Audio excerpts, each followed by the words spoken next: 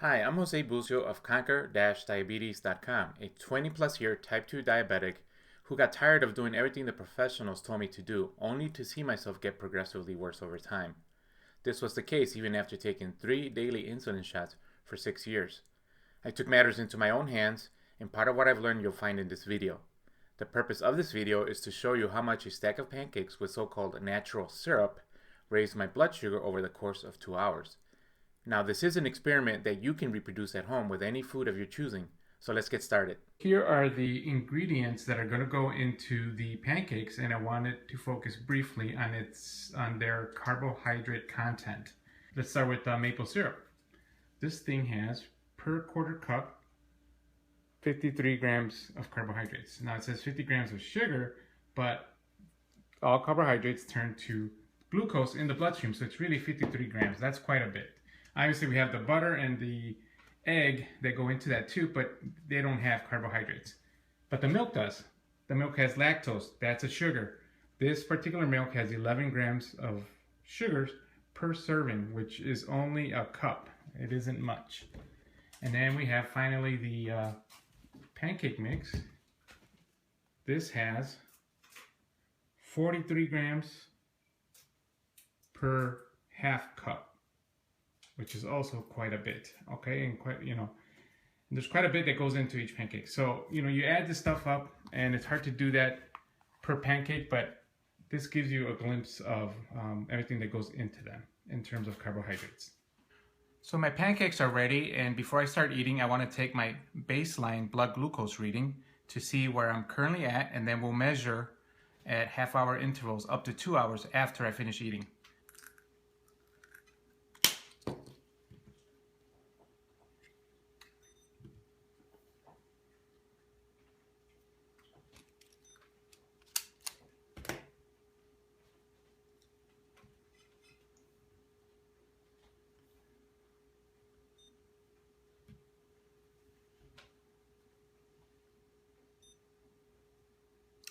I'm on 25.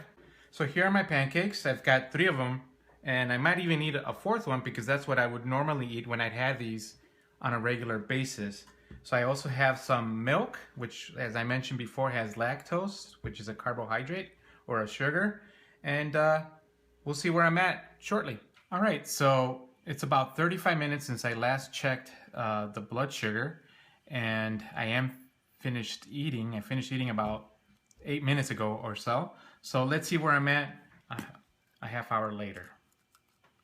And the reason I am checking so soon is because all carbohydrates start to break down as soon as they enter your mouth, because there's salivary enzymes that start to break it down. So that doesn't happen with fat and protein, but it does with carbohydrates. So let's see here.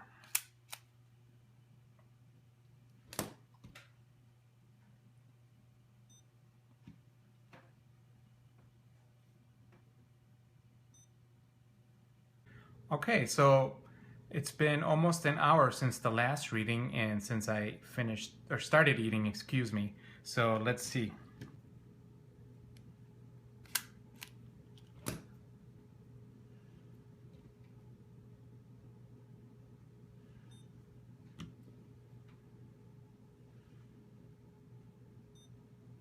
Look at that. So I've now gone in about an hour, almost 70 milligrams per deciliter. That's a big jump. Normally people that are not diabetic, about an hour later they start to go back down. Okay, as you can see, I'm affected. Obviously, I'm a type 2 diabetic, but look at what I ate. That's exactly the point. Okay, so now it's been about 2 hours since I started eating the pancakes. My previous reading an hour ago was 193. Now, by 2 hours later, a non-diabetic should definitely be back in their normal range. Let's see.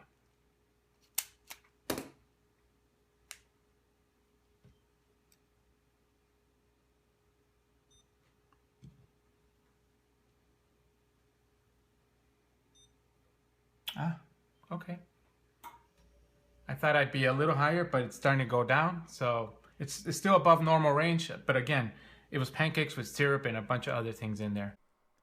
So here we have one way of demonstrating what we've learned in this experiment. Here at the top, as you can see, I've put down in the blue line what a normal person would experience in terms of their blood sugar. Now, ideally, to start, or in other words, the normal blood sugar would be at 100 milligrams per deciliter or below. Ideally, it should be lower than that, but 100 can be considered normal per certain sources. Right below that, in the reddish or pinkish line, we have my results. I started off with a 125. At 30 minutes, I tested at 152. Then at an hour, 193. Followed by, at 2 hours, I was at 161. Now, right below that is a chart. The blue line represents the blood sugar curve of a normal person. Right above that is the red line, which represents my results. You can see the differences. I start off just above normal at 120 something, right above the blue line there.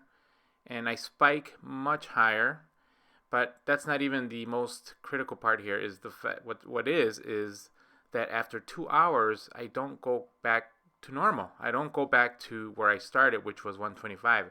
Instead, I am almost 40 milligrams per deciliter higher at the end of 2 hours. A normal person, by contrast, is back to where they started. At least that's how it works and the way it's supposed to look. You start off here like 100, you spike at about an hour, then you come back to normal by 2 hours. And most people are even at an hour or so, they could be back to normal already. So you can see the differences between the normal person and the type 2 diabetic. Now, this will look different for everyone, and depending on the food you eat and where you're at overall with your health. So it's important to note that you can try this at home with any food, test at these intervals, and you can see where you stand in terms of your spikes, your blood sugar spikes, and how high they remain that way. For how long. All right. So again, you can repeat this experiment, and hopefully you learned something here with this video. Thank you for watching.